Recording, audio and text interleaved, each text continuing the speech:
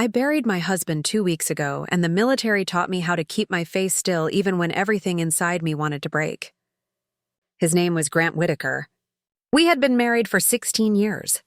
He was a defense engineer who somehow ended up owning a private island off the coast of Maine, a place he had always forbidden me to visit. Even in our most open conversations, he only called it the property. He would change the subject every time I asked. It became one of those unspoken rules of our marriage. No questions about the land.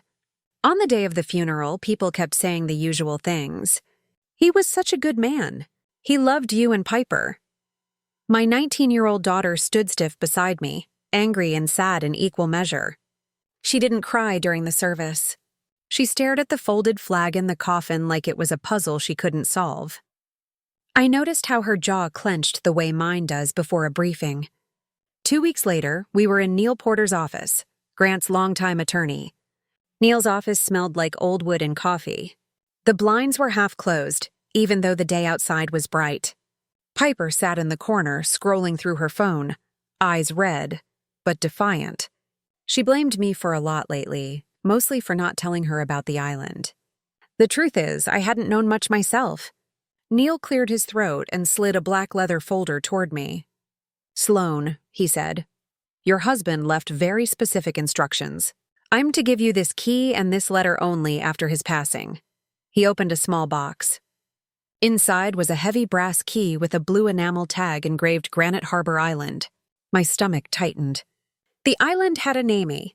It felt real in my palm. "What's on the island?" I asked. "Grant repurchased it 3 years ago. All taxes and fees are prepaid for 5 years. The deed has been transferred to you." Neil pushed his glasses up his nose. "He also left a video message for you." Piper looked up from her phone. "Wait, Dad owned an island? And you're only telling us now?" Neil glanced at me. "Your father insisted on secrecy until his death." I opened the envelope.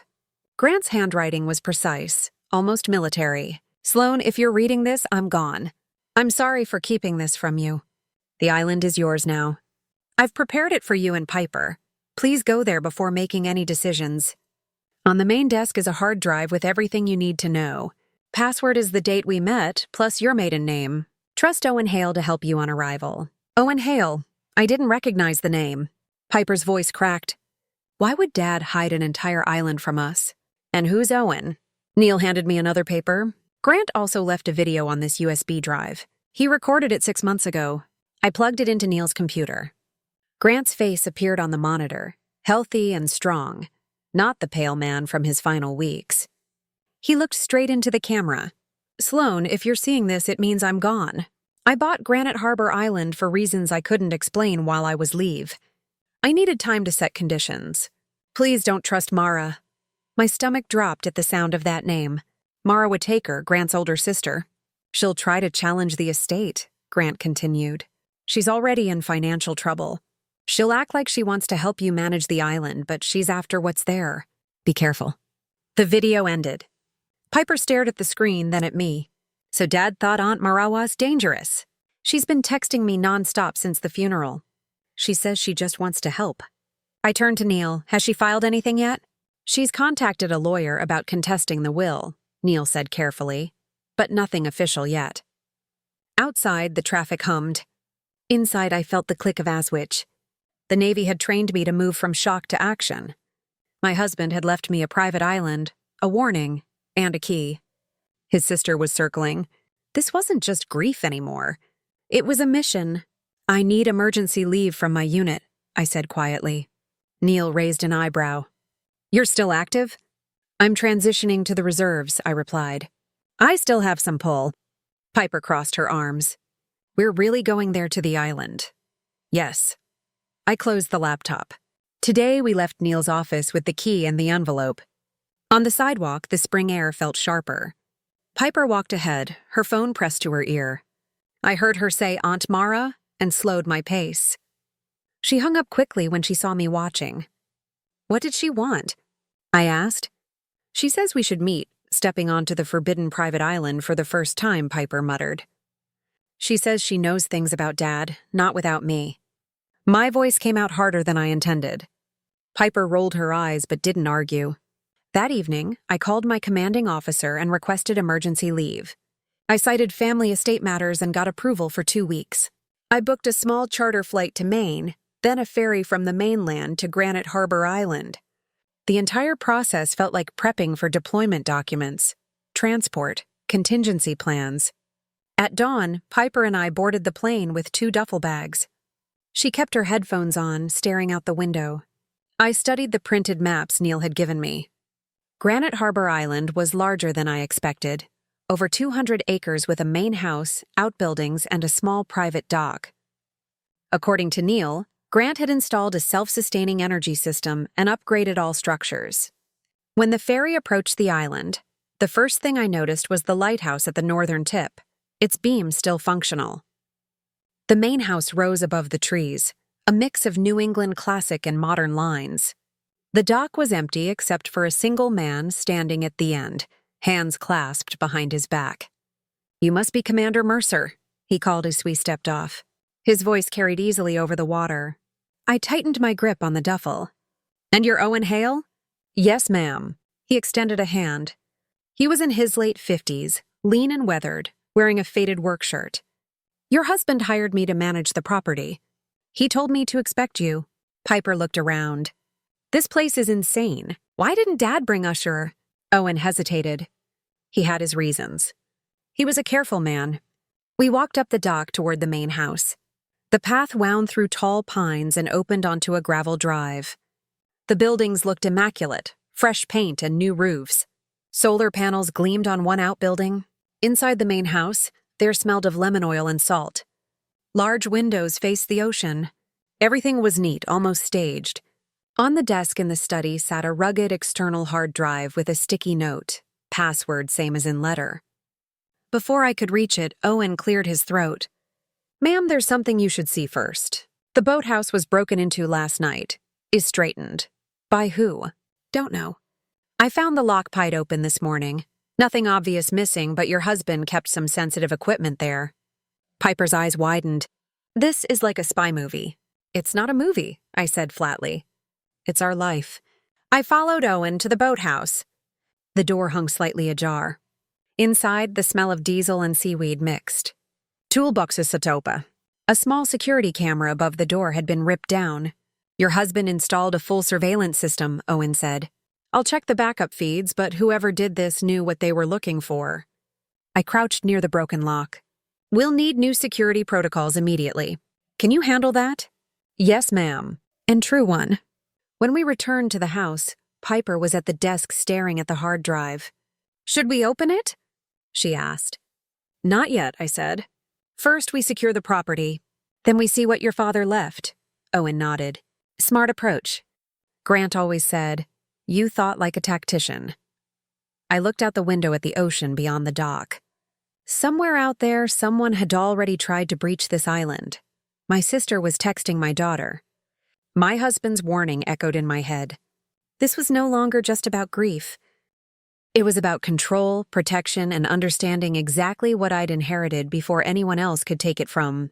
I tightened my jacket against the wind as we walked back up the gravel path from the boathouse. Salt stung the air. Piper kept glancing over her shoulder at the water. Her phone still clutched in her hand like a lifeline. Owen walked a few steps ahead, scanning the trees as if he could sense movement. Inside the house, the hard drive still sat on the desk. I picked it up and slipped it into my bag. "We'll deal with this after we get a handle on the security," I said. Owen nodded and headed toward the small control room near the kitchen where the camera feeds were routed. I went to the kitchen to make coffee. The place was spotless, stocked with new appliances and basic supplies. Piper sat at the counter, drumming her fingers. "I can't believe Dad kept all of this from us," she muttered. "Believe it," I said, pouring 2 mugs. He had reasons. He could have discovering the hidden bunker in my husband's war room at least told me about Owen, she said, glaring at the older man's back as he typed at the console. Owen looked over his shoulder. "Your father wanted to keep you safe. He told me more than once that secrecy was the only way." Piper rolled her eyes. "That's so dramatic." "It's not drama," I said. "It's security." While they traded glances, I opened my laptop and connected to Thielen's internal network. Years in the Navy had made me comfortable with surveillance systems, and Owen's setup was decent. Several cameras still worked. Some had been disabled. The boathouse feed cut out at 20:00 hours the previous night. Whoever broke in knew when to move. I made notes in a small notebook. Check locks, reset passwords, add motion sensors, install a new off-site backup. Grant had left the island in good condition, but the threat wasn't hypothetical anymore. By noon, Piper had wandered outside to explore the deck. I joined her. The ocean stretched endless and gray, dotted with lobster buoys. The lighthouse stood at the far edge of the island, its white tower stark against the pines. "It's kind of beautiful," she admitted. "Creepy, but beautiful." "It's ours to manage," I said. "Not just some vacation spot." She leaned on the railing. "Aunt Mara texted me again. She says she's worried about you." I kept my voice even. "She'll say whatever she thinks will work." "Don't answer for now." Piper frowned but slipped her phone into her pocket. We spent the next hour walking the perimeter with Owen. He pointed out the solar array, the water treatment shed, and the guest house. Everything had a maintenance schedule pinned inside. Grant had been methodical. At the boathouse, Owen knelt to show me a set of footprints in the dust fresh, leading to the back door where the lock was broken. "2 people," he said. "One heavier, one lighter." "Any boats on the water?" I asked. "Only a skiff tied up on the far side yesterday afternoon. It was gone before dawn." I took pictures of the prints with my phone. "We'll file a report with the sheriff's office tonight." Back at the main house, I set up a folding table in the study and spread out the maps Neil had given me. The island shape looked like a crooked arrowhead with the lighthouse at the tip and the dock at the base.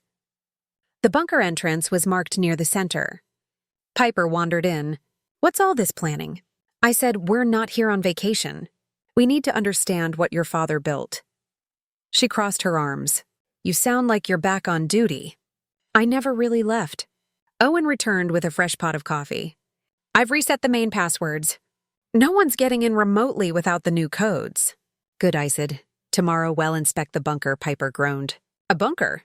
This just keeps getting weirder." "It's Asterage and Communications Hub," Owen explained. "Your father converted it from the old Coast Guard station." She flopped onto the sofa. "Of course he did." The afternoon passed with more checks. Power systems, fuel supplies, emergency radios. Each time I ticked off another item, I felt a little more control returning. Near dusk, a small motorboat appeared briefly on the horizon. I raised the binoculars. No markings. 2 people aboard. They slowed near the lighthouse, then turned away. Owen saw my face. "Want me to log it?" "Yes, time, direction, description." Piper joined us at the window.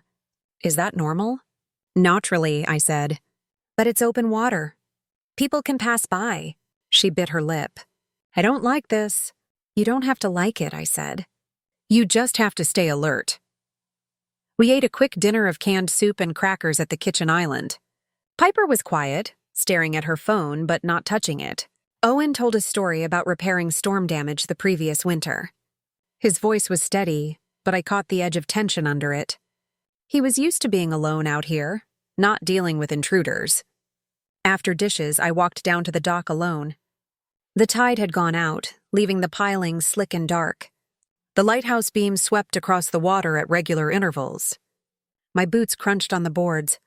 This was the place Grant had chosen to hide whatever he thought was important. This was the place his sister wanted. I thought about the letter again. Please go there before making any decisions. I was here now, but decisions loomed anyway. Sell, keep, fight. Behind me, Piper called from the porch. "Mom," I turned. She stood silhouetted by the light, arms wrapped around herself. "What is it?" I asked, walking back. She says, "My sister's temptation and the family revenge plot. Unfold she wants to come tomorrow," Piper said quietly. "Who?" "Aunt Mara. She says she's on the mainland. She says she can explain everything. A 1. I stopped at the bottom of the steps. "And you believed her?" "I don't know," Piper whispered. "She sounded nice." "She's always sounded nice," I said. "That's her skill." Owen stepped out behind Piper, holding a clipboard. "We can control access to the dock," he offered. I exhaled slowly. Do it. Lock down until further notice. Piper hugged herself tighter. I just want to know what's going on. We'll find out, Isaid, but on our terms. We went back inside. The house felt different now, less like a retreat, more like a forward operating base. Piper sat on the couch, scrolling through old photos of her father. Owen busied himself at the control panel, muttering about firewall updates. I opened my bag and set the hard drive on the desk again. My fingers hovered over it. The password was in my head. The truth was in there too. But before I plugged it in, I reached for the notebook instead, jotting down a quick plan. Secure the perimeter tonight. Inspect the bunker in the morning. Open the files after. From outside came the faint sound of a buoy bell. The lighthouse beam swept past the window. The tide shifted. Piper yawned and pulled a blanket around her shoulders. Owen shut off a row of monitors one by one. I closed the notebook and set it aside, watching the key to Granite Harbor Island catch the lamplight where it lay on the table. The next morning I woke before sunrise. The kind of reflex the Navy never lets you lose. The house was silent except for the low hum of the refrigerator. Piper was asleep on the sofa, a blanket tangled around her legs, her phone still glowing faintly on the coffee table. Owen was already outside, his footsteps crunching along the gravel drive as he made his rounds. I filled a thermos with coffee, slipped on my boots, and stepped into the cold morning air. The sky was pale gray, stray with pink over the water. The lighthouse beam shut off as the sun rose. Owen met me near the shed with a clipboard under his arm. Perimeter checks are clear, he said. No new boats on the horizon? Good, I replied. Let's open the bunker. Piper stirred when I called her name. Do we have to do this now?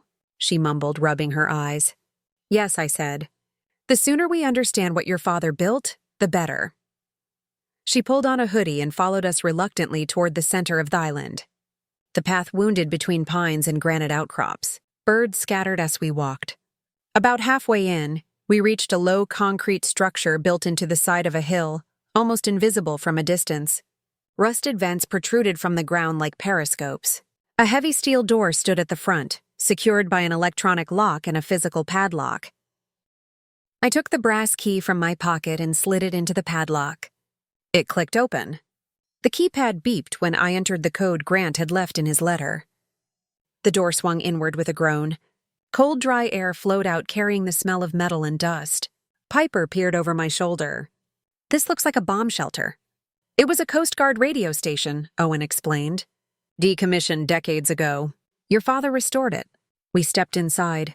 The entry hall sloped downward into the earth. Emergency lights flickered on as motion sensors detected us. The walls were painted white, lined with old conduit and new fiber cables. At the bottom, the corridor opened into a large room. It looked like a hybrid between a command center and an archive. One wall held a bank of monitors. Another was lined with metal filing cabinets. Large maps of the Gulf of Maine and the North Atlantic were pinned to corkboards covered in colored pins and handwritten notes. A long table held binders, sealed envelopes, and a rugged laptop. Piper walked slowly, eyes wide. Dad built all this? Yes, I said quietly. And he kept it off the grid. Owen went to a panel and flipped a switch. Fluorescent lights hummed on, revealing more details. Stacks of waterproof cases labeled survey data, energy projects, and legal filled one corner. A safe stood against the far wall. I crossed to the main desk, where a small metal box held a portable hard drive, identical to the one using my military skills to protect the island and the legacy upstairs. A sticky note read, "Backup. Open only after reading primary." Your father was thorough, Owen said. I opened a binder labeled Blue Current Title Phase 3. Inside were contracts, feasibility studies, and environmental impact reports. One page bore Mara's name under prospective consultant with a question mark next to it. Another folder contained email printouts between Grant and an executive at Atlantic Fiberlink about laying new undersea cables through waters adjacent to the island. Piper pulled a file from a shelf. Look at this. She handed me a stack of receipts showing wire transfers to a shell company linked to Mara. The amounts totaled nearly $2 million. My jaw tightened. He was tracking her. I said, he knew she was moving money. On the opposite wall, a whiteboard listed tasks. Install new sensors. Finalize easement with Blue Current. Update trust documents. Record video for Sloan. The last item was checked off in thick black marker. I sat at the table and opened the rugged laptop. It booted to a password prompt. I entered the code from Grant's letter. A folder labeled for Sloan appeared on the desktop. Inside were dozens of files, scans of deeds, maps, photographs of seabed surveys, and a video file titled Watch First. I clicked it. Grant appeared on screen again, this time wearing a fleece jacket inside the very room we were sitting in. He looked tired but focused. "Sloan," he said, "if you're here, you've already opened the bunker. Good. Everything you need is in these files. Mara has been taking money from outside investors, promising them access to the island and to the cable routes. She forged documents to position herself as a trustee. I've been building evidence quietly. Use it before she does, and be careful she won't stop just because I'm gone." The video ended. I stared at the screen for a moment, then closed the laptop. Piper's face was pale. "At Mara did all that," she whispered. "She did more than that," I said. "She tried to set herself up to take this from us." Owen cleared his throat. "There's also a secondary room behind that door." He pointed to a reinforced hatch at the back of the bunker. "Your father called it the war room. He said it was only for emergencies." I walked over and turned the handle. The door swung open easily. Inside was a smaller chamber lined with corkboards and shelves. Every wall was covered with maps, diagrams of undersea cable routes, lists of names, and copies of legal filings. In the center stood a large table with a tactical-style map of the island marked with colored stickers. Dock, lighthouse, boathouse, perimeter sensors. Piper stepped inside and ran her hand over the table. It's like he was planning a mission. "He was," I said, "protecting this place." I opened a drawer and found a sealed envelope addressed to me. Inside was a simple note. "If anything happens to me, trust no one but Owen. Use your training. Protect Piper." I folded it and slid it into my pocket. Owen moved to a cabinet and unlocked it with a key from his belt. Inside were compact security cameras, spare locks, and a box of old Coast Guard radios. "We can deploy these today," he said. "Do it," I said. Piper sat in a stool staring at the wall of maps. "Why didn't Dad just tell us? We could have helped him." "He thought secrecy was safer," I replied. "Sometimes it is. Sometimes it isn't." We spent the next 2 hours cataloging what we could. I photographed every map and document, saving them to an encrypted drive. Owen installed new locks on the outer door and tested the ventilation. Piper organized files into piles labeled legal, financial, and technical, her hands shaking but steadying as she worked. By the time we emerged from the bunker, the sun was high. The island looked the same as it had at dawn. Trees, rocks, water, but it felt different. Now I knew it wasn't just a retreat. It was a vault of evidence and leverage. Back at the main house, I set the primary hard drive next to my laptop and poured another cup of coffee. Piper sat across from me, hair messy, eyes wide, but determined. Owen stood at the window, scanning the water with binoculars. "What now?" Piper asked quietly. I didn't answer right away.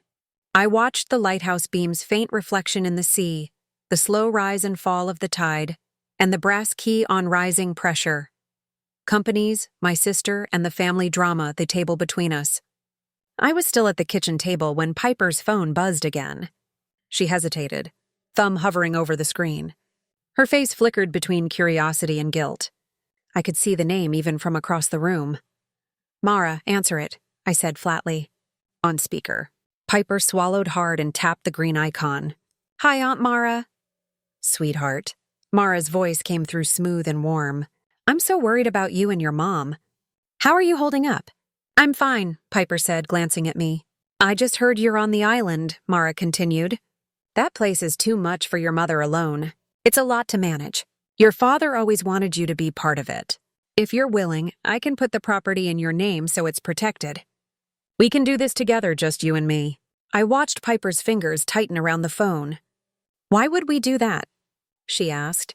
"Because your mother is under pressure," Mara said gently. "She's still in the military mindset. She's not thinking long-term. I can guide you, sweetheart. We can turn the island into something positive for the community, and you'll be the one who makes it happen." Your father trusted me. He told me things he didn't tell anyone else. Piper's eyes flicked toward me. What things? Mara lowered her voice. He was planning to leave the island in your name. He told me he regretted not involving you earlier, but it's not too late. We can fix this now before the lawyers and investors tear it apart. I held out my hand. Give me the phone. Piper hesitated, then handed it over. Mara, it's Sloane, I said, keeping my tone level. Stop contacting my daughter directly. All matters about the island go through me. There was a beat of silence. Then Mara's voice turned sharper. Sloane, you're making a mistake. You don't understand what Grant was doing. You're not equipped for this. I understand enough, I said. And I'm more than equipped. Don't call Piper again without my permission.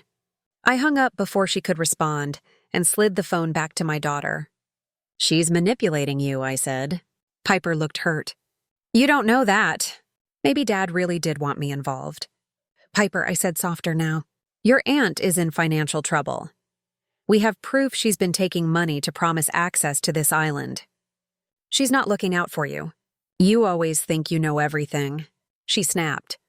You kept me in the dark about this island for years. Maybe you're just mad because Dad trusted her more than you. I bit back the urge to argue. Instead, I stood and went to the window. Outside, Owen was checking the locks on the boathouse. Come on, I said finally. You're coming with me. Where you'll see. We walked down the path to the bunker. Owen met us at the door. Everything's secured, he said. Good. Piper needs to see what's inside. Inside the war room, the air was cool and still. The maps and files laid just as we'd left them. I opened the binder of wire transfers and slid it across the table to her. Look, I said. She flipped through the pages. 2 million?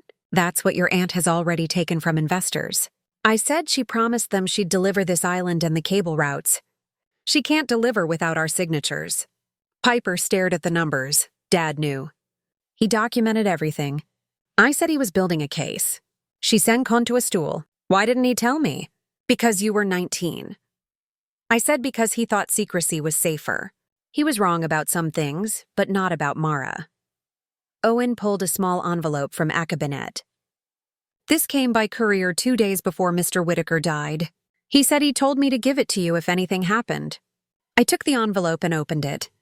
Inside was a copy of a forged power of attorney naming Mara as trustee for Piper. The notary stamp was fake. That's a felony, I muttered Ed. Piper covered her mouth. She really did this? Yes, I slid the paper to her. This is why you don't sign anything she sends you? She stared at the document, then at me.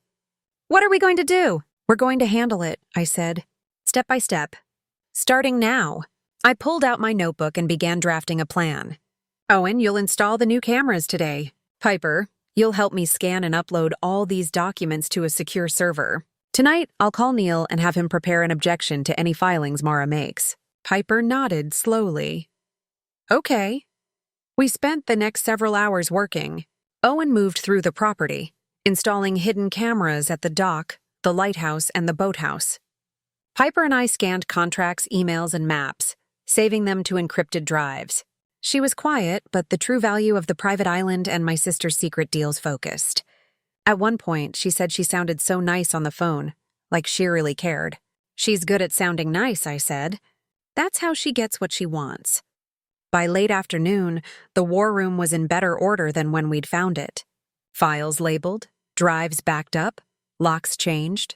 I felt the same kind of clarity I used to feel before a mission. Every piece of gear checked, every contingency planned. We stepped out into the cool air. The sun hung low over the water, throwing long shadows across the island. Piper squinted toward the mainland. Do you think she'll come here? She asked. She'll try, I said, but she won't catch us off guard. Back at the main house, Owen handed me a printout from the new camera system. The boathouse feeds live again. Motion sensors armed. Any movement will get an alert. Good work, I said. Piper dropped onto the couch, rubbing her temples. This is insane, she murmured. I feel like we're in some kind of operation. We are, I said simply. We're protecting our home. She looked up at me then, a flicker of resolve in her eyes. Okay, tell me what to do next. I handed her a stack of non-disclosure forms Neil had sent. Sign these. They let him act on our behalf in court. She signed without hesitation. Done.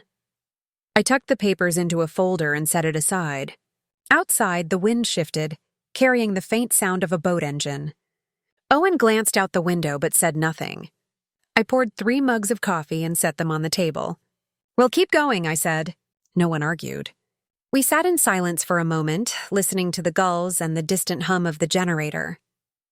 The kind of silence that comes just before a plan hardens into action. The first thing I did the next morning was lace up my boots, grab a clipboard, and step outside before the coffee had even finished brewing. The island air was sharp and cold enough to wake every nervy. The ground was still damp from last night's tide. Owen was already at the dock checking the motion sensors we'd installed. Piper stood on the porch with her hood up, arms crossed, trying to look awake.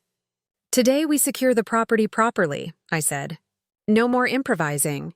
I spread a laminated map of the island on the picnic table. "We're going to do this like an operation. Perimeter sweep at 0 to 900. Lockdown checklist. Communications check. File a report with the sheriff. Piper, you'll back up the evidence. Drive to the cloud at Neil's secure link. Owen, you'll handle hardware." They both nodded. Piper looked wary, but didn't complain. We started with the dock. Owen walked me through the new camera placements, the hidden sensors under the planks, and a small solar-powered repeater he'd mounted on the lighthouse to extend the signal. "Any boat within 50 yards will ping the system now," he said. "Good," I replied. "We'll set up a routine of hourly checks." From there, we moved to the boathouse. The broken lock had been replaced with a reinforced one. Owen had mounted a new camera above the door. Inside, the equipment was organized and tagged. I ran my hand along the shelves, checking for gaps. "What exactly did Dad keep here?" Piper asked. "Survey gear, small drones, hydrophones," Owen said. "Nothing dangerous, but valuable." "Make a manifest," I told him. "We need a baseline." And back at the main house, E set up a whiteboard in the study. On it, I drew a simple grid of the island, marking sensor locations, building entrances, and camera coverage. Piper watched me write and finally said, "You're turning this into a base." "I'm turning it into something we can control." I said, "That's how you stay ahead." I handed her a list of tasks, scan and upload the remaining files. Label them clearly, send them to Neil. Every document we secure is one less weapon your aunt can use. While she worked on the laptop, I called the sheriff's office. "This is Commander Sloan Mercer," I said. "I'm reporting a break-in at Granite Harbor Island Boathouse. Unknown suspects, evidence of forced entry." The deputy on the line took the report and promised to send someone out later in the week. I asked him to flag any unusual maritime activity in our area. He agreed. When he hung up, Piper was still typing. "Neil's system is solid," she said. "He's encrypting everything on his end." "Good," I said. "We'll need it." By midday, we had a functioning command post in the study. The hard drives were in a locked drawer. The cameras streamed to a dedicated monitor. Owen installed 2-way radios in the house, the boathouse, and the lighthouse. "Backup power for everything," he said, plugging in a battery bank. "Run a test tonight." "I legal battle over the private island and my sister's challenge said." Piper came over with a printed sheet. "I've organized the files into 3 folders: legal evidence, financial trails, and technical projects." "Perfect," I said. "Print a copy of the index and store it off-site." We broke for a quick lunch. Sandwiches from supplies in the pantry. Piper seemed calmer now, her shoulders less tense. She was seeing the island not as a mystery, but as a system she could help manage. After lunch, I led her and Owen through a dry run of an emergency scenario. If an unauthorized boat lands here, Owen calls me on radio channel 1. Piper goes to the safe room upstairs and locks the door. I intercept at the dock. No heroics, just procedure. Piper rolled her eyes but nodded. "Got it. Say it back." I said, "Owen calls you." I goop stares. "You handle the dock. Good." We spent the rest of the afternoon reinforcing doors and installing motion lights along the paths. Owen showed me a hidden storage compartment under the guest house floorboards where Grant had kept spare fuel and batteries. I inventoried everything and updated the map. At one point, Piper came up beside him. "This feels like when you used to run drills at home before deployments," she said. "It's the same principle," I replied. "Prepare when it's quiet so you're not scrambling when it's loud." She gave a small smile. You actually like this, don't you? I like being ready, I said. It beats being caught off guard. Late in the afternoon, Owen approached with a printout from the new system. We had a ping at 1400 hours, he said. Boat passed within 40 yards of the lighthouse, slowed, then moved on. Did the camera catch it? I asked. He handed me a still image. A small white motorboat, 2 figures in hooded jackets, no visible markings. Send it to Neil, I said. Ask him to run their registration if possible. Piper looked over my shoulder. Could be anyone. How? Could be, I said. But we'll keep track anyway. We moved on to the lighthouse. The climb up the spiral staircase was narrow and smelled of salt and rust. At the top, the view stretched across the bay to the hazy mainland. I scanned with binoculars, noting any vessels. Nothing but lobster boats fare off. From up here, you can see all approach routes, I said to Piper. If you're ever unsure, come here. She peered out at the water. It's beautiful, but it feels like everyone's watching us. Maybe they are, I said. That's why we watch back. We descended and walked back toward the main house. Along the path, Owen stopped to adjust one of the new motion lights. This one's on a sensor. Anything bigger than a raccoon sets it off. Good, I said. Layered defense. Inside the house, I updated the whiteboard with new data. Piper sat across from me, filling in a spreadsheet of our equipment. She looked more serious now, the teenage attitude replaced with something closer to focus. Do you think Aunt Mara knows we're doing all this? She asked. She'll assume we're doing nothing. I said that's her mistake. Owen came in from the porch wiping his hands. Dock sensors are all green. We're as secure as we can be without turning this into Fort Knox. It's enough for now, I said. Good work. We sat down at the kitchen table. Piper pushed her hair back from her face. I'm tired, she said. But it feels better doing something. That's the point, I said. Action beats fear. I poured 3 cups of coffee and set them down. Outside the windows, the light was fading. The ocean turning steel blue. The lighthouse beam clicked on again, sweeping across the water. Owen adjusted the radio on his belt. I'll do another perimeter check after dinner. I'll join you, I said. Piper finished the index and locked the drives. Okay, she said, already typing. The house smelled faintly of coffee and salt. Every door had a new lock. Every camera, a live feed. The whiteboard showed a clean layout of our defenses. On the table lay the brass key, the hard drive, and a growing stack of evidence against my sister. The island felt different now. Less like a target, more like a post under control, waiting for the next move. By mid-morning, the hard drive on my desk pinged with a new email notification. Neil had forwarded a packet from 2 separate firms, Blue Current Title and Atlantic Fiberlink, each demanding written confirmation of who held legal ownership of Granite Harbor Island. Both were polite but firm. Their engineers and lawyers needed to know who to negotiate with before they committed to new contracts. I printed the letters and set them side by side. Piper walked in with 2 mugs of coffee and glanced at the counterattack. My sister's media smear and my military strategy headers. Why are they writing to you? She asked. Because this island is a strategic asset, I said. And because your aunt has probably been telling them she's in charge. Piper read the top page, lips moving. They're saying we have 48 hours to respond or they'll suspend all work. Exactly. I slid the letters into a folder. They're testing us. If we hesitate, they'll assume she's the point of contact. Owen came in from outside with a folder under his arm. Another skiff passed the lighthouse at dawn, he said. Same type as yesterday, but with a tarp over the bow. No markings. Log it, I said, and send Neil the timestamp. Piper set down the mugs. I hate this. It's like we're under siege. We're not under siege, I said. We're being pressured. There's a difference. One you can fight with weapons, the other with documents. She snorted a laugh at that, but her eyes were still worried. I called Neil on the secure line. Draft a response to both companies, I said. Confirm that I am Thesol legal owner and that any agreements must go through me directly. Copy Piper as secondary contact, but make clear she's not authorized to sign anything. Neil's keyboard clacked in the background.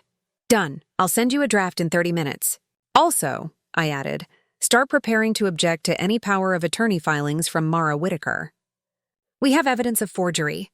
Send me Theskins. He said they're on the secure server already. Good. I'll move fast. R. I hung up and turned to Piper. Check your phone. She frowned at the screen. 2 missed calls from Aunt Mara, 1 voicemail. Play it on speaker. Mara's voice filled the room. Syrupy but firm. Piper. Sweetheart, I'm so sorry your mommy's dragging you through this. She's out of her depth. Call me back today. We can sign papers to protect you before the companies pull out. Don't let her ruin what your father built. Piper's hands shook. She makes it sound so reasonable. Add tree. That's the point, I said. Don't call her back. I won't, she muttered.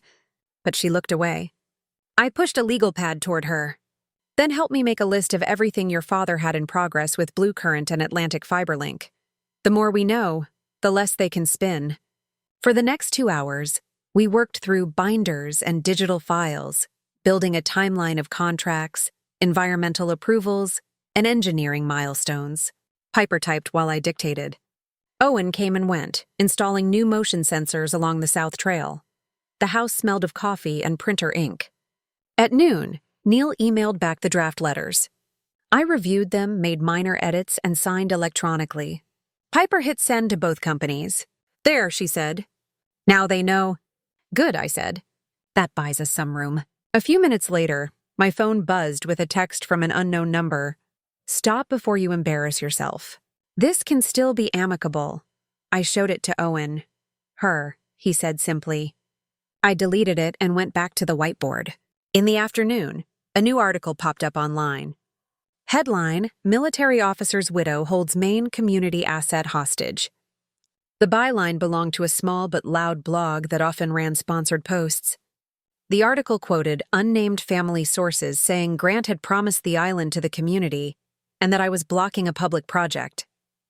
Piper read over my shoulder. This is garbage. That's how she'll play it. I said smear first, negotiate later. She's making you look like the villain. I've been called worse, I said, scribbling media counter on my pad. Owen looked grim. Want me to call a friend at the sheriff's office to flag the article? Not yet, I said. Let Neil handle the legal side.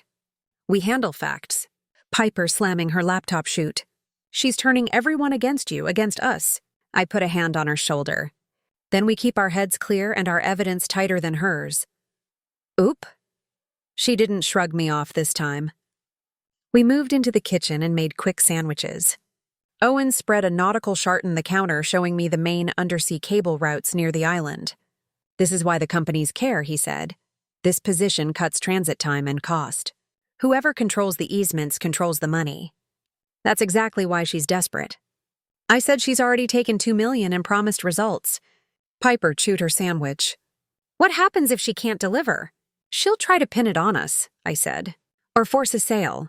After gathering allies on the island to expose my sister's planned lunch, we tested the new radio system. Owen went to the lighthouse. Piper stayed at the main house and I went to the boathouse. We ran through call signs, signal checks, and a mock alert. Everything worked. Back inside, Piper handed me a sheet. I made a list of every time Aunt Mara contacted me since the funeral, she said. Texts, calls, voicemails, dates, and times. Good job, I said. We'll give that to Neil, too. Owen came in wiping sweat from his brow. South path sensors are up. That covers all land approaches. Perfect. I said, we're done with the basics. Now we plan next steps. I opened a new folder labeled Countermeasures and began outlining tasks.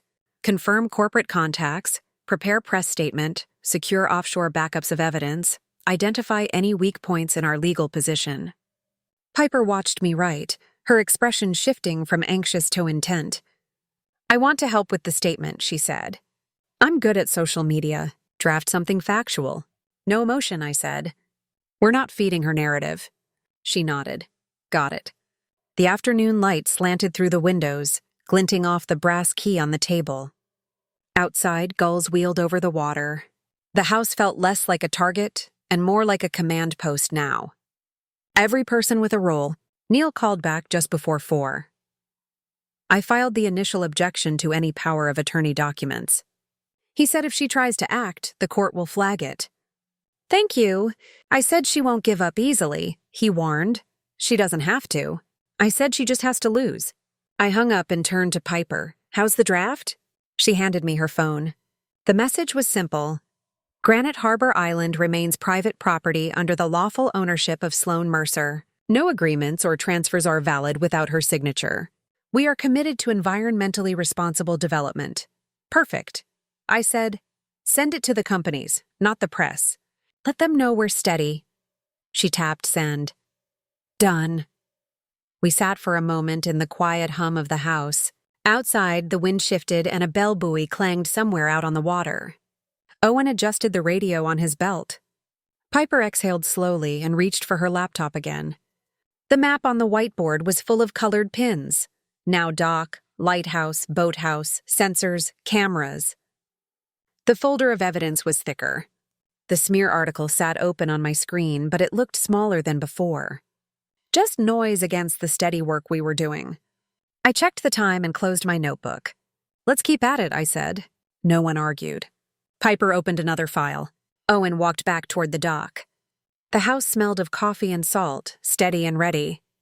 The following morning, I opened the curtains to a clear sky and a flat, calm sea. For once, the horizon wasn't crowded with stray boats. Piper was already at the kitchen table, scrolling through the news on her laptop. Nothing new about you online, she said without looking up.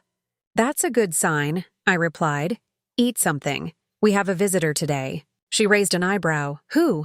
Dr. Colin Rohr Iseid, marine geologist. Your father used him as an independent consultant. He's agreed to brief us on why this island matters so much. By 9, a small research boat tied up at the dock. A tall man in his 60s stepped off carrying a waterproof case. Commander Mercer, he said, shaking my hand firmly. Your husband spoke highly of you. I wish I'd known about you earlier, I said. Come on up. Inside the main house, we cleared the dining table. Dr. Rohr opened his case and spread out maps, sonar scans, and charts. Granite Harbor Island sits right on the edge of a unique tidal channel, he began. The currents here air among the strongest on the East Coast, perfect for tidal energy generation. That's why Blue Current is so interested. Combine that with proximity to the new undersea fiber routes, and you've got a gold mine of renewable power and data connectivity. He tapped a shaded area on one map. This is the corridor Atlantic Fiber Link wants. Shorter distance, fewer environmental hurdles, and they can piggyback on the tidal infrastructure for maintenance. Piper leaned over the table. So Dad knew all this. He commissioned half of these studies, Rohr said, but he kept them quiet. Said he wanted to secure the legal framework before making anything public. I crossed my arms. Did he mention his sister? Rohr hesitated. He said she'd been reaching out to investors claiming family control. I told him to get everything in writing. Final mediation. Confronting my sister and the truth revealed, opened a folder and slid across the copies of the wire transfers to Mara's shell company. She took $2 million in advance. Rohr let out a low whistle. She's way over her head. These investors won't wait forever. If she can't deliver, she's in breach. She's trying to use us to deliver. I said she's pressuring my daughter to sign over the property. He looked at Piper. Don't sign anything. I'm not, she said quietly. Rohr pulled out another sheet showing projected revenues from tidal energy and fiber landing rights. The numbers run into the tens of millions over 10 years. This is why you're getting pressure from all sides. Whoever controls this island controls a key node in the next generation of infrastructure. I felt a weight settle on my shoulders. Not grief this time, but clarity. Grant hadn't just bought a hideaway. He'd bought leverage. Thank you, Doctor. I said, this helps. End of 2. There's more, he said. He handed me a USB drive, all raw data, environmental reports, and my own notes. If you need an expert witness, I'll testify. That's valuable, I said. He packed his maps back into the case. Be careful, Commander. People get reckless when this much money is at stake. We're being careful, I said. When he left, I locked the USB drive in the desk. Piper stared at the revenue projections on the table. I had no idea, she said. Neither did I replied. But now we do. Owen came in wiping his hands on a rag. I saw your guest off, he said. He heading back to the mainland. No other traffic on the water. Good, I said. We need quiet to process this. We spent the next hour going through the USB drive. Detailed surveys of seabed composition, tide charts, cable route proposals, and draft agreements. Grant had labeled everything meticulously. One file caught my eye, Side letter MW, I opened it. It was a scanned agreement between Mara and Apravid Equity Firm, promising them first rights to energy and cable easements on the island, in exchange for $2 million upfront and 5% of future revenues. The signature block bore her name and a forged L-looking Piper Whitaker signature as beneficiary. Piper's face went white. She forged my name, looks that way, I said. Neil's going to love this. I saved the file under critical evidence and backed it up twice. Then I printed a copy for the physical folder. Owen leaned over my shoulder. With this and the forged power of attorney, she's cooked. She's not cooked until a judge says so, I said. But we're building a solid case. Piper sat back, hugging herself. I feel like Dad left us a bomb to defuse. He left us the tools to handle it, I said. That's different. We took a break for lunch. Simple sandwiches and fruit from the pantry. The atmosphere in the kitchen was tense, but focused. Piper was quieter, scrolling through her phone but not texting anyone. Owen checked the camera feeds every few minutes. After lunch, I led Piper back down to the bunker. We laid out the new maps from Roar alongside Grant's old ones. The overlay was almost perfect. He'd been planning this for years. Look here, I said, pointing at a section marked Phase 4. This is a future expansion zone. If Blue Current and Atlantic Fiberlink both build here, this island becomes the central hub for power and data. Piper shook her head, and Aunt Mara thought she could just take it. She thought she could bluff her way in before we knew the details, I said. Now we know. Owen set a new lock on the inner door and checked the ventilation system. All sealed, he reported. Good, I said. Let's upload the side letter to Neil right now. Piper did it from the bunker laptop. A few minutes later, Neil replied with a simple text. Got it, this is huge. Back upstairs, I called Neil on the secure line. We have a side letter showing Mara took $2 million from investors and forged Piper's signature, I said. Neil's voice sharpened. That's criminal fraud. I'll prepare filings immediately. Do it, I said. I hung up and looked at Piper. This is why your father kept quiet. He was building evidence. She nodded slowly. I get it now. Owen poured coffee for everyone. What's the next move? We keep securing, keep documenting, I said. No drama, just facts. We spent the rest of the afternoon photographing every page of the side letter and related documents, then locking them in a fireproof safe. Piper organized a new binder labeled Mara Evidence. Owen updated the security log with the visitor's arrival and departure times. By late afternoon, Thesky had darkened with incoming clouds. The wind picked up, rattling the windows. I stood at the porch, watching white caps form on the water. Somewhere out there, Mara's promises to investors were unraveling. Inside, Piper sat at the table, flipping through a photo album of her father. She looked up at me, her expression calmer than it had been in days. He really was trying to protect us, she said. Yes, I said, and now it's our turn. Owen adjusted the radio on his belt and scanned the water with binoculars. No boats in sight, he reported. Keep it that way, I said. I closed the door against the legacy and rebirth, securing the private island and moving on rising wind. The house smelled of salt and coffee and fresh paper. The maps and files were stacked neatly on the desk. The hard drive blinked steadily. Piper's notes filled the whiteboard in tidy columns. Every piece of information was now ours, not Mara's. The island no longer felt like a mystery. It felt like a position to hold. Rain swept across the windows the next morning as I woke up before dawn. Instead of lying there thinking, I got dressed, brewed coffee, and opened Neil's overnight email. He'd already filed an emergency motion in probate court to block any transfer of interests on the island and attached draft. Criminal complaints against Mara for fraud and forgery. His note was blunt. This should freeze her in place long enough for us to take control of the narrative. Keep collecting evidence.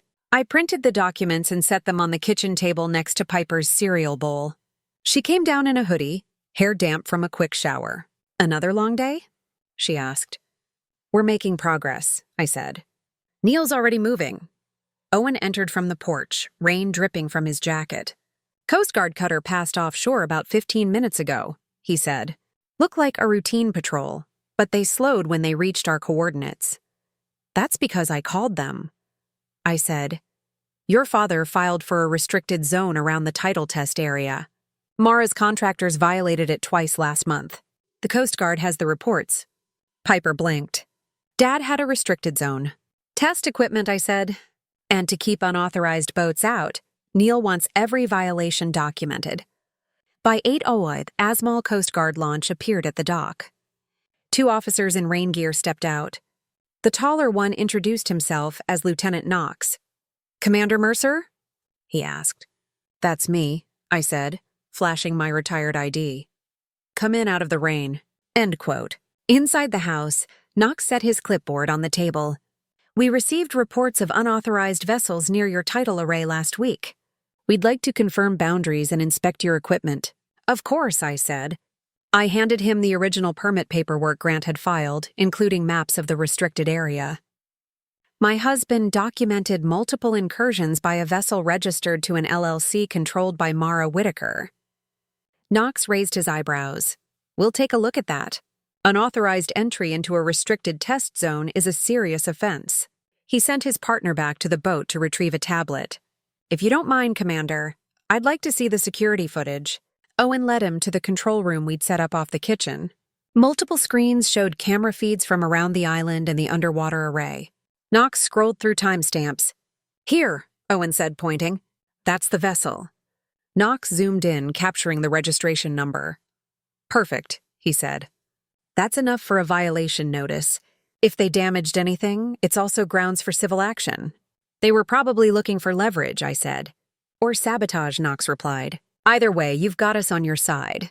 While Knox compiled his report, Piper sat at the counter reading Neil's filings. Mom, look at this, she said quietly. The motion asks the court to seize Mara's accounts until she explains the missing money. That's standard, I said. But it will hurt her. Knox finished and handed me a copy of his preliminary notice. We'll serve the LLC registered agent today, he said. I'll keep you updated. Thank you, Lieutenant. I said, my husband always said the Coast Guard were the quiet professionals.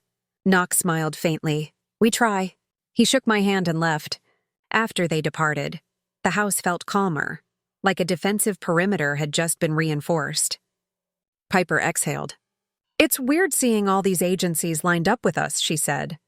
That's what happens when you have facts, I replied. We spent the next hour photographing the tidal array permits and uploading digital copies to Neil. Then I opened the blue folder and added the Coast Guard notice on top. The evidence pile was growing. At noon, Neil called on the secure line. The court granted our emergency motion, he said. No transfers, no sales, no new encumbrances. I've also filed a notice with the Maine Attorney General regarding possible securities fraud. Good work, I said. We just had the Coast Guard here. They're issuing a violation notice to Mara's LLC for entering their restricted zone. Neil chuckled. That's perfect. It shows a pattern. What's next? I asked. I've scheduled the first deposition for next week, he said. We'll subpoena her bank records and the original investor agreements. I want Piper present, but only as an observer. Oh, she'll be there, I said. After the call, I found Piper in the study. She was scanning one of Grant's encrypted drives. I found a video, she said. Looks like Dad recorded it a year ago in the bunker. We watched it together on the big monitor. Grant looked healthy and focused. If you're seeing this loan, then the legal fight has started. He said Mara will use every tactic, emotional, financial, and public, to force a settlement. Don't negotiate until you have all the evidence. File first. Control the venue. Document everything. He leaned closer to the camera. I've stored copies of every permit, contract, and investor approach in the subfolder labeled Shield. If you need an expert witness, call Dr. Rohr. If they cross the restricted zone, call the Coast Guard immediately. Piper glanced at me. He really planned for everything. I nodded, throat tight but steady. Heck knew them better than we did. We spent the next several hours cataloging the Shield folder. It contained every email Mara had sent investors claiming control of the island, every proposal she'd floated, and even a draft press release falsely stating she had secured family approval. Grant had annotated each file with his own notes. Owen entered carrying a tray of sandwiches. You two need fuel, he said. We ate at the worked, surrounded by maps and screens. The rain had slowed to a mist, And through the window, the ocean was a flat gray sheet. Neil's motion bought us time, I said. Now we use it, Piper straightened. What do you want me to do? Keep going through these files. Flag anything that shows misrepresentation or fraud. Got it, she said. By late afternoon, we had built a timeline of Mara's actions. First, the secret side letter, then forged signatures, then illegal boat incursions. Each event lined up neatly with investor milestones. Owen tapped the whiteboard with a marker. She's desperate, he said. She promised delivery she can't make. She's not going to make it off our backs, I said. Piper added a final note under the timeline. Court order in effect. No transfer. She stepped back, studying the board like a battle plan. I watched her, seeing in her posture the same quiet focus Grant had shown in his videos. For the first time, she wasn't just reacting. She was working with me. Outside, the mist thickened into fog, wrapping the island in a soft gray curtain. The hum of the generator was the only sound. We sealed the evidence drives in the safe and closed the bunker door behind us. The house smelled faintly of coffee and damp paper. Upstairs, Piper opened a window to let in the cool air. It feels different now, she said. It is different, I said. We're no longer on the defensive. I sex, she smiled faintly. Dad would be proud. I didn't answer. I just looked at the evidence board one more time. Each piece a solid brick in the wall we were building.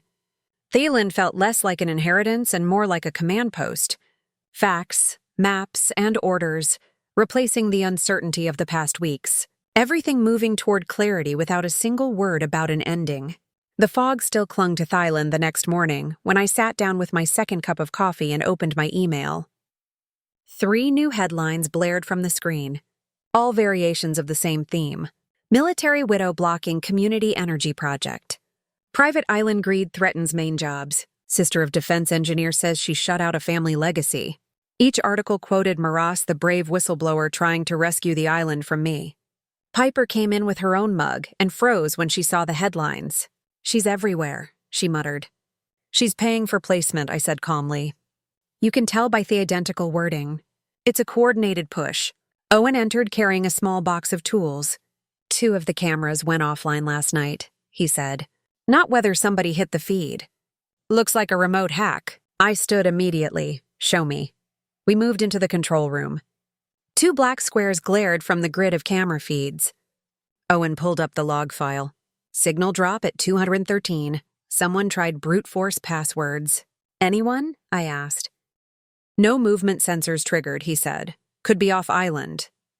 I took a breath, shifting into a familiar mental gear. All right, we treat this like a counterintelligence operation. First, lock out the entire network. Change every password, disconnect anything not essential. Second, set up a separate offline recorder for the cameras, so even if they hack in again, they get nothing live. Owen nodded, already moving. Piper, I said, pull up every article Mara has pushed in the last 24 hours. Screenshot them all. Make a timeline. She opened her laptop, jaw tight. Got it. I began drafting a counter-statement for Neil to send to the press. No emotion, just facts. Commander Sloan Mercer is the sole lawful owner of Granite Harbor Island. Any claims to the contrary are under legal dispute. No public easements have been granted. All statements to the opposite are false. Short, sharp, verifiable. Send this to Neil. I told Piper, let him distribute through his channels. How? And while she worked, I called a former colleague from my Navy days who now ran a small cybersecurity firm. I need a quick assessment of a possible breach, I said. Nothing classified, just a private system. Hesked for the logs. I emailed them immediately. I'll have a report for you in a few hours, he said. When I hung up, Piper looked up from her screen. She's got an article on every major local outlet, even a radio interview scheduled at noon.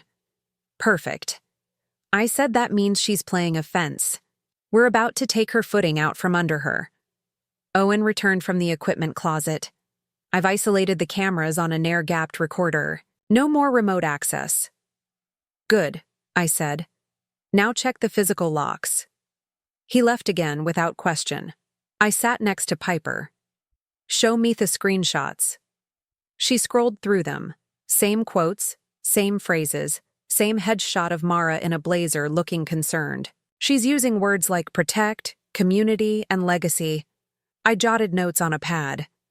Then we count her with fraud, forgery, and illegal entry. People may like a savior story, but they hate being conned. At 10, Neil called. I've seen the media blitz. He said, don't respond directly. I'll issue a legal statement citing the forged documents and the Coast Guard violation. That'll chill the outlets. Do it. I said. Also, our cameras were hacked at 2:13. We've isolated the system, but we may need a forensic report. Send me everything, he said. Already did.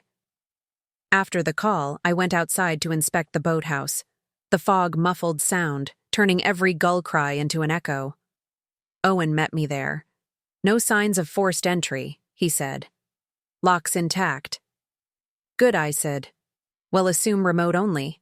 Back in the house, Piper had finished the timeline of articles. It was almost comical in its precision. 7 outlets, identical stories, launched within 30 minutes. Copy this to Neil, I said. And save a local copy, she did. I can't believe she's doing this, she said. She's making me look like the ungrateful kid who won't share. That's because she can't win legally. I said, this is her only play. I led Piper down to the bunker. We laid out all our evidence again, this time in a single line across the table. The forged power of attorney, the side letter with investors, the Coast Guard violation notice, the media timeline, a visual map of her scheme. Piper stared at it. It's like a board game. It's like a battle map, I corrected. And we're not moving pieces randomly. We're executing a plan. I photographed the layout for Neil. Then I opened a fresh notebook titled Counterattack. In it, I listed our assets, legal filings, expert witness, ROR, regulatory allies, Coast Guard, technical evidence, and now cyber logs. Under next moves, I wrote deposition prep, public narrative, physical security, investor outreach. Owen joined us carrying a small drone. Found this in the storage room, he said. Coast Guard spec, but unregistered. Mr. Dr. Whitaker used it for shoreline surveys. Charge it, I said. We'll run our own patrols. He nodded and set it on the workbench. We spent the next hour cleaning up the war room, replacing maps with updated versions, and pinning new photos on the board. Piper wrote labels in neat block letters. The room smelled of paper and fresh coffee from the thermos I'd brought. When we emerged upstairs, the fog had started to lift. The lighthouse beam cut through in slow arcs. I felt that familiar calm I used to feel on deployment right before executing a counterplan.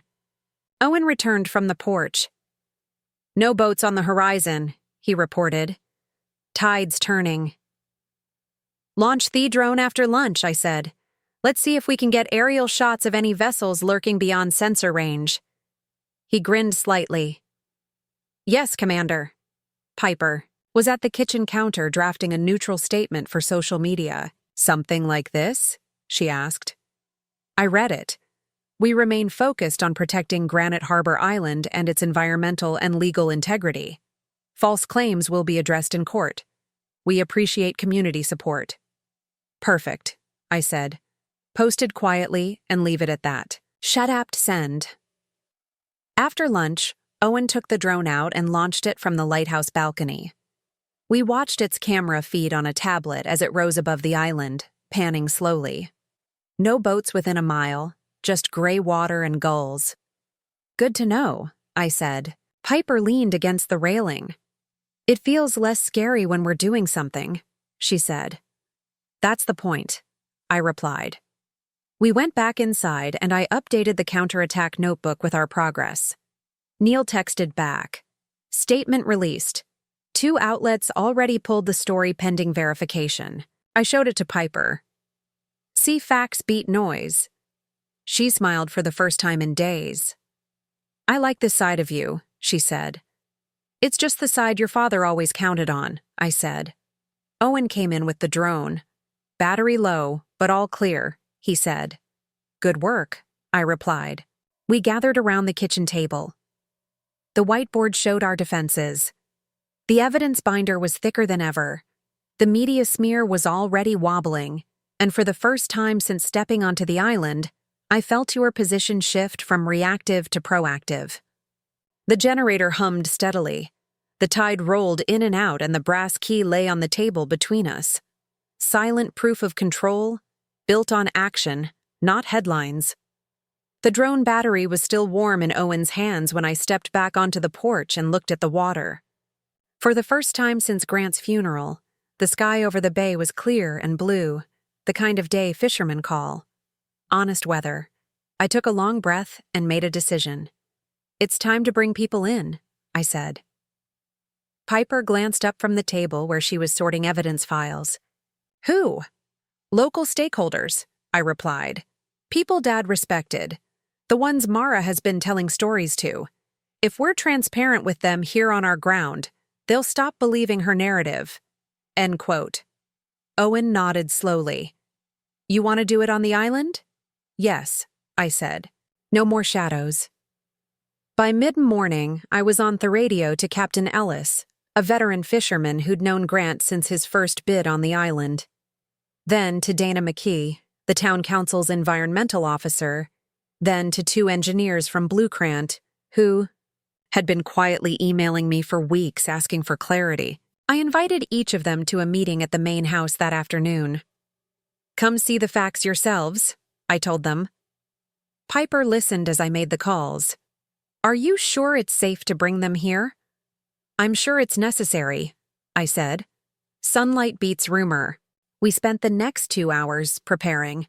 Owen checked every camera and sensor, then swept the dock with a handheld scanner for hidden transmitters.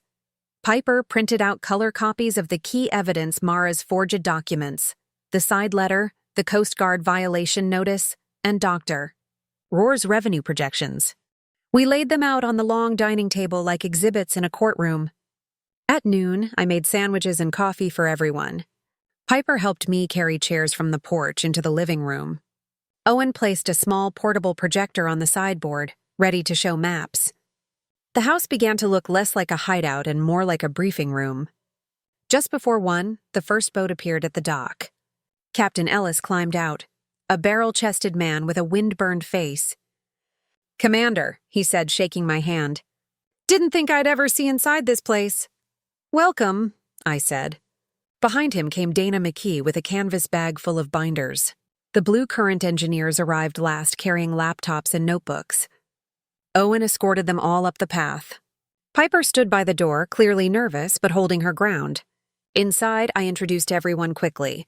You've all heard conflicting things about Granite Harbor Island.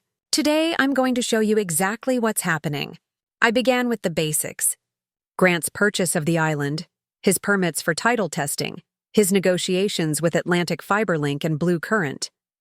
I showed them the actual contracts and the environmental reports. I explained Mara's role, how she'd approached investors without authority, taken money, and forged signatures. Dana flipped through the copies, her brows knitting. She's been telling the council you were stalling on public access, she said. She even gave us a draft agreement supposedly signed by you. I held up the forged power of attorney. That's what she gave you, I said. This is why we filed in court. Captain Ellis leaned back in his chair. I knew something smelled off. She promised the Harbor Committee new moorings out of her community fund. Never saw a dime. One of the Blue Current engineers spoke up. We've been caught in the middle. She told our board she controlled the easements. We were ready to walk away. Don't walk, I said. Look at the data. Look at the permits. This is a legitimate project, but it has to be done legally. I clicked on the projector. The war room maps filled the wall.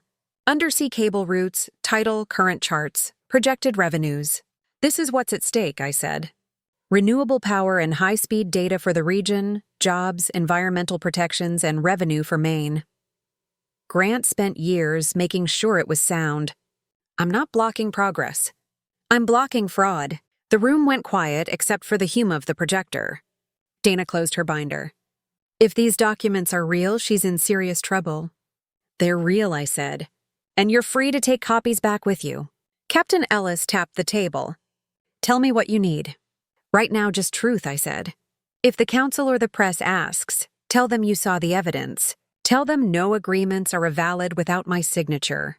We're still committed to the project, but only under lawful conditions. The Blue Current engineers exchanged glances. We'll take this back to our legal team, one said. This changes everything. Good, I replied. If your board wants direct negotiations, I'm ready. We moved to the kitchen for coffee. Piper poured while the guests talked quietly among themselves. She looked more at ease now, even smiling as she handed out mugs. After the coffee, Dana approached me privately. We've been under pressure from her 4 months, she said. She made it sound like you were unstable, that you were hiding things. That's her pattern, I said. I can't fight every rumor individually. I can only show facts. You've done that, Dana said. I'll brief the council myself. Captain Ellis shook my hand again at the door. Grant would have been proud, he said simply. Owen escorted them back to their boats. The Blue Current engineers lingered on the dock, taking photos of the lighthouse and jotting notes. Piper stood on the porch watching them go, shoulders squared. Inside, the house felt different, lighter. The table was still covered with evidence, but now it had been seen, not hidden. The maps on the wall looked less like secrets and more like plans. Owen returned from the dock and shut the door. They're gone, he said. No unknown vessels nearby, sensors all green. And Piper came into the kitchen and leaned against the counter. That felt good, she said. Because it was real, I replied. No spin, no smear, just facts, she smiled faintly. I liked seeing their faces when they realized what Aunt Mara was doing. That's how you beat a con, I said. Show people the cards. We sat at the table finishing our coffee. The projector still glowed faintly on the wall, showing the island's outline in soft blue light. Outside, gulls wheeled in the sun, and the tide rolled gently against the rocks. I gathered the documents back into their folders and locked them in the safe. Owen updated the log with the visitors' names and times. Piper wrote, "Stakeholders briefed," on the whiteboard in neat letters. The brass key lay in its usual place on the table next to the hard drive. For the first time, it didn't feel like a burden. It felt like control earned. The island wasn't a rumor anymore. It was a network of facts and allies we'd built ourselves. Owen poured the last of the coffee into his mug. What's next? He asked. I looked at the map of the island and then at my daughter. We keep going, I said simply. No one argued. Piper opened another folder. The house hummed with quiet work, the steady rhythm of a plan carried out in daylight with no pause, no hint of an end point, only each task done as it came. The island holding steady under our hands. The sun had barely cleared the horizon when I zipped my suit bag shut and set it by the door. Piper stood in the hallway with a neat stack of folders under her arm. Shed-dressed in a plain navy blazer and slacks, her hair pulled back. The calm look on her face was all focus. No hesitation. You sure about this? Owen asked quietly from the kitchen doorway. He had his radio on his belt and a thermos in his hand. I'm sure, I said. We don't hide behind lawyers anymore. By 7, we were on the ferry to Portland, the wind whipping off the water. Piper and I sat side by side going over our notes. Across the aisle, Neil was already on his phone confirming the mediation session with the court officer. 2 hours on the calendar, he said. No press, no cameras, just the parties and the mediator. That's all we need, I replied. When we arrived at the courthouse conference center, the security guard waved us through after checking IDs. The room was a neutral beige with a long oak table, a picture of water, and 2 sets of chairs facing each other. At one end sat the mediator, a retired judge with a reputation for patience. At the other end was Mara. She rose when we entered, all polished silk and pearls, her smile fixed, but her eyes tight. Sloan, she said, voice sweet enough to coat the room. Piper? I didn't answer. I pulled out a chair and set our folders on the table. Neil took the seat beside me, laptop open. Piper sat to my right, her expression neutral. The mediator cleared his throat. We're here to discuss the dispute over Granite Harbor Island. My goal is to see whether any agreement can be reached voluntarily. Miss Whitaker, you may begin. All Mara launched into a speech about community benefit, about her brother's legacy, about my alleged obstruction. She held up a glossy brochure showing artists' renderings of a Granite Harbor Innovation Hub, complete with boardwalks and visitor centers. Grant always told me he wanted this island to give back, she said. I've been working tirelessly to make that happen. When she finished, the mediator turned to me. Commander Mercer. I opened the top folder and slid a document across the table. This is a forged power of attorney purporting to give Miss Whitaker control over my daughter's interests. The notary stamp is fake. We've filed a criminal complaint. I slid the next document, the side letter with investors. Mara's signature above a forged Piper Whitaker. This promises easements and revenues you have no authority to grant. That's securities fraud. Next came the Coast Guard violation notice. Your contractors entered a restricted test zone without authorization. I handed over Dr. Rohr's affidavit attesting to the island's strategic value. These are the facts, I said. We're not blocking progress. We're protecting lawful development, Mara's smile faltered. These are misunderstandings, she said. Grant involved me in every step. He wanted me to shepherd the project until Piper came of age. Grant involved you in nothing, I said calmly. We have his emails, his notes, and his video messages. You've been lying to investors and the community. The mediator leaned back. Miss Whitaker, these documents are serious. Do you dispute their authenticity? Mara's lawyer, a thin man with wire-rimmed glasses, whispered urgently to her. She shook her head but kept her eyes on me. I did what I had to do, she said finally. You were never here. He was my brother and I wash his wife, I said. And this is our daughter. You don't get to steal from us and call it legacy. Neil opened his laptop and projected a timeline of her actions on the wall. Investments taken, documents forged, restricted zones breached, each point backed by evidence. The room went silent except for the hum of the projector. The mediator tapped his pen. Given the filings before the court, any attempt to transfer or encumber the property is already blocked. Miss Whitaker, unless you have exculpatory evidence, you may be facing criminal charges, Mara's lawyer whispered again. This time she snapped, "Stop!" and pushed his hand away. She turned to Piper. Sweetheart, you don't understand what your mother is doing. She's going to lose everything. Let me fix it for you. Piper straightened in her chair, eyes steady. You forged my name, she said. You lied to me about Dad. You're not fixing anything. The words hung in the room. Mara's shoulders sagged a fraction. I took out one final piece, a letter Grant had written months before his death, addressed to the probate court. In it, he named me a sole trustee and described Mara's attempts to interfere. The judge read it carefully. This is notarized, he said and filed. Neil closed his laptop. Given the evidence, he said, our position is simple. Miss Whitaker withdraws all claims, returns investor funds, and issues a public retraction. We'll agree not to pursue civil damages beyond that. Otherwise, we proceed with criminal referrals. Mara looked at me, then at the mediator. For the first time, her voice lost its polish. If I give it back, they'll ruin me, she whispered.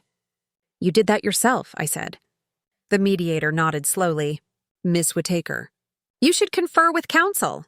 Her lawyer bent close, murmuring furiously. She stared at Thedable, hands clenched. Piper didn't look away. Finally, Mara spoke, barely audible. I'll sign whatever you want. Neil slid a prepared agreement across the table. She skimmed it, then scribbled her signature with a trembling hand. The mediator took the papers and stamped them. This agreement will be filed with the court today. Miss Whitaker withdraws all claims and acknowledges Commander Mercer's sole ownership. Investor funds will be returned within 30 days. Any misrepresentation is referred to the Attorney General. I closed my folder and stood. We're done here, I telling. Piper rose beside me. Mara didn't look up. Outside the conference center, the air smelled of salt and diesel from the harbor. Neil tucked the signed papers into his briefcase. That was decisive, he said. She underestimated us, I replied.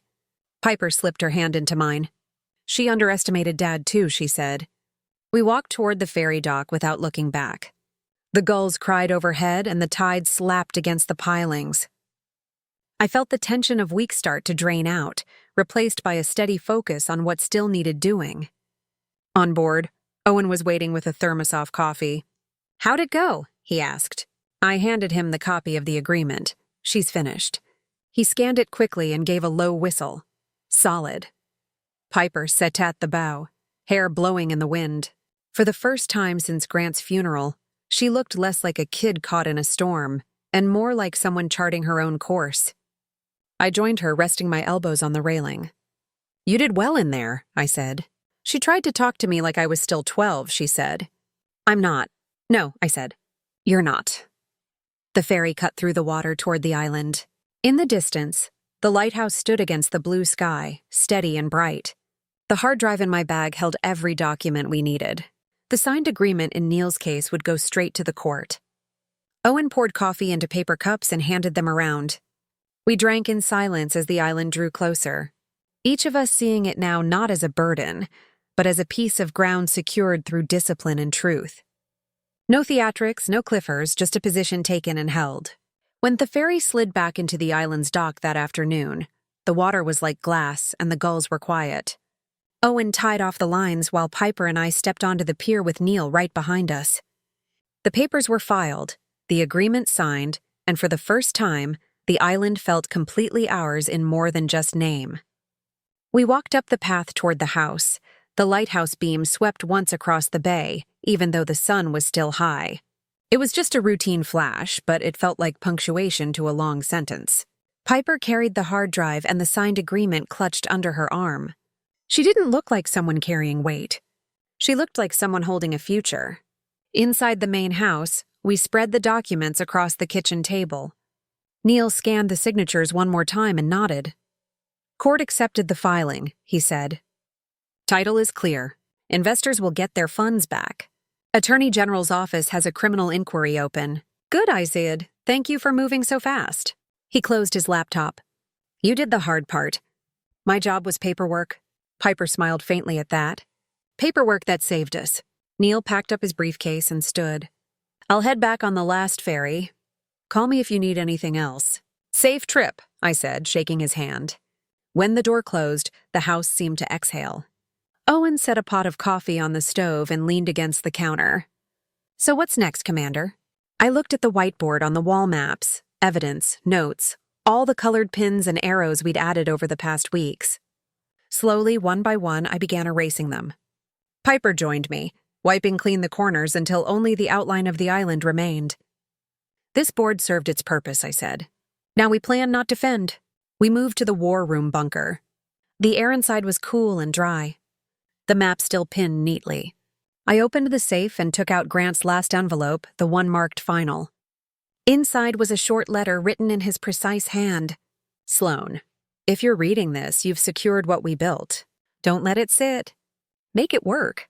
Partner with people who will respect it. Give Piper a stake so she learns to lead and give yourself permission to move forward."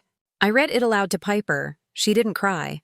She just nodded slowly, then folded the letter and slid it back into the envelope.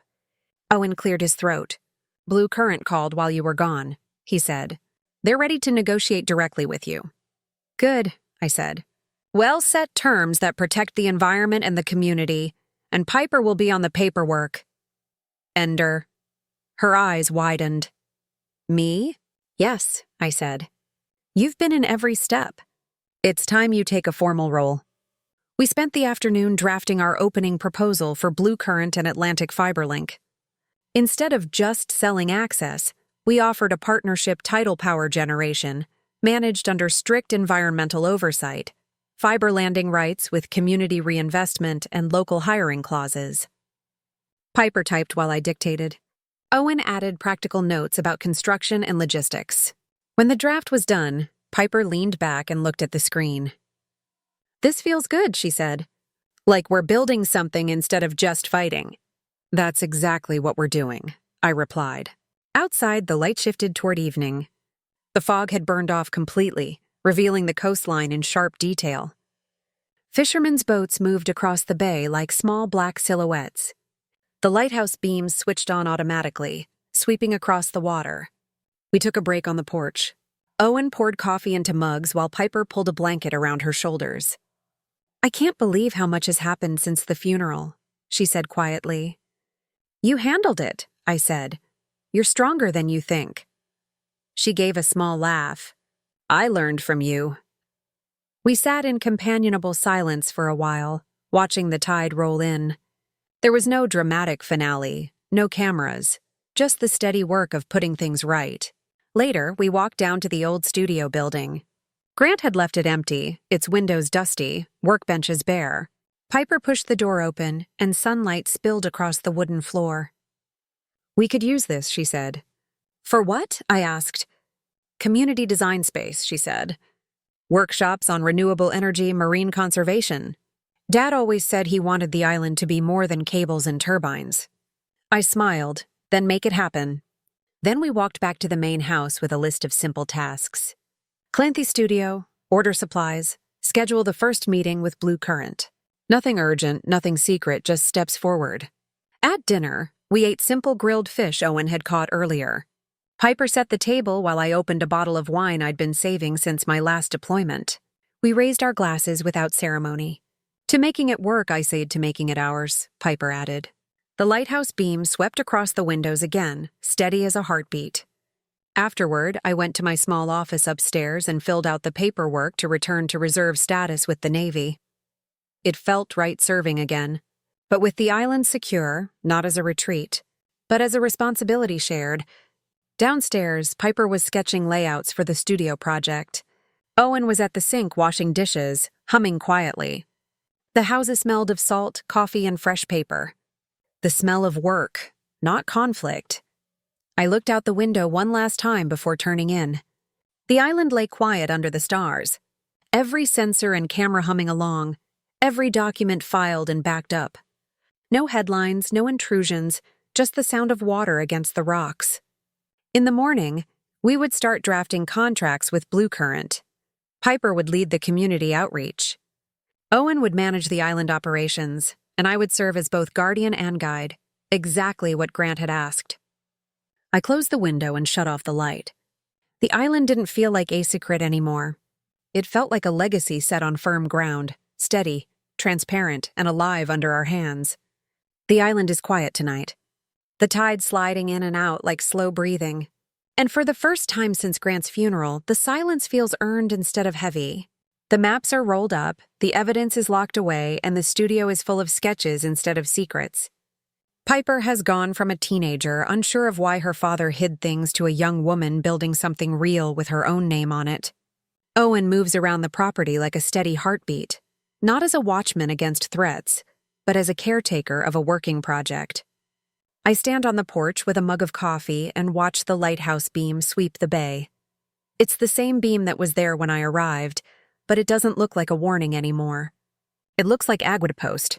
What began as a fight over a hidden inheritance has become a clear plan for renewable energy, community benefit, and a future that belongs to all of us, earned through discipline, facts, and a refusal to be bullied. Grant's final letter sits in my pocket. I don't need to read it tonight. I know what it says, and I'm living,